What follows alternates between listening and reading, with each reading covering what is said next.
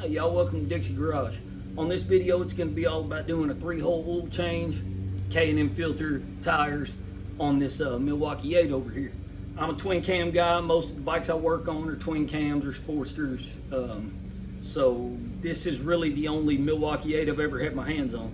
Doing it for a customer. I did pipes for him last year, and this year he's back for some more stuff, but I didn't really ride it last time. I just kind of ran it up and down the road real quick, make sure there was no exhaust leaks, and that was it. So this time I'm gonna do a full ride on it, a full review on it.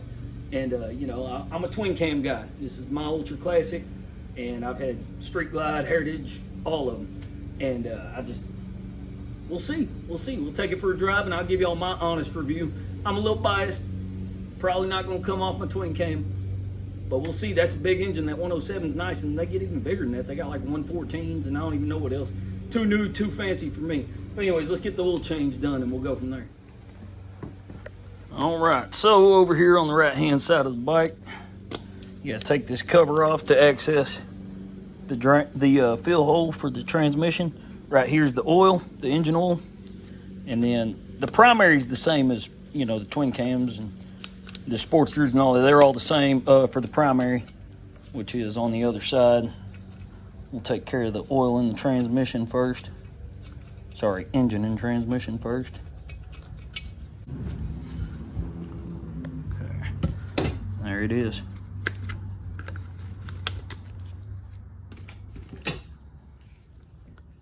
So the fill hole is a 3/8 Allen. Drain hole is 5/8.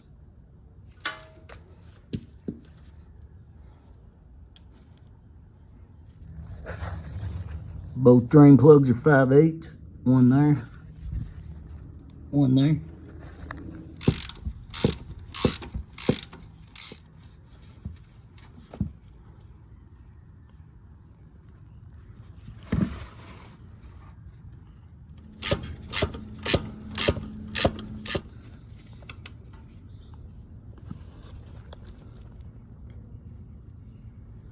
Assuming most of y'all are going to either AutoZone or O'Reilly's to get your filter. 171B is the black filter. 171C is the chrome filter. And I believe it's the exact same for my Ultra. It's been a while since I've done an oil change on there, but I think it's the same as the twin cams. And so that's the filter you need to save you having to look it up. But yeah. Now I'm using 2050 in all 3 holes. That can be a bit of a controversial topic because some people want to use gear oil. Some people think you should only use actual Harley oil. I'm not here to tell you what to buy. Personally, I think Redline's the best stuff, but when I'm doing a last minute oil change and I don't have time to order stuff online, I just get Castrol. They ran out, so I got 4 quarts of Castrol and 1 quart of Mobil 1. That's going to go in the primary.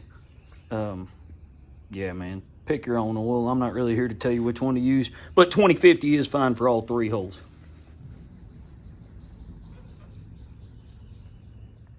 They make little fancy funnels that go right here where the oil filter is, and I never have bought one. I should. I do enough of these oil changes. I should, but it's worth investing if you're gonna be doing your own oil changes.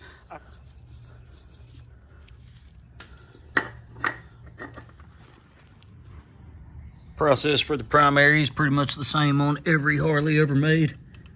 Right underneath it, right there, 5/8, and then take these 5 off and you fill it up right there with the funnel.